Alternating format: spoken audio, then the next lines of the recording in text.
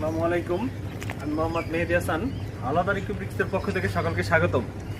আজকে আমি আপনাদের আমাদের যে পার্কিং টাইলস আছে এই পার্কিং টাইলস সম্বন্ধে কিছু কথা বলবো। আমাদের হাওলাদার রিকুব্রিক্সের তৈরি পার্কিং টাইলস, এই পার্কিং টাইলসগুলো কোথায় ব্যবহার করা হয় তা অনেকেই জানেন না। এই পার্কিং টাইলসগুলো ব্যবহার করা হচ্ছে বাসার সামনে, উঠানে, বাড়ির ছাদে এবং বিভিন্ন ওয়াকওয়ে যে আছে, ওয়াকওয়ে, গ্রেস, বিভিন্ন জায়গায় পার্কিং টাইলস করা থাকে। আগের তুলনায় বর্তমানে পার্কিং টাইলসের ব্যবহার অনেকটাই বৃদ্ধি পেয়েছে।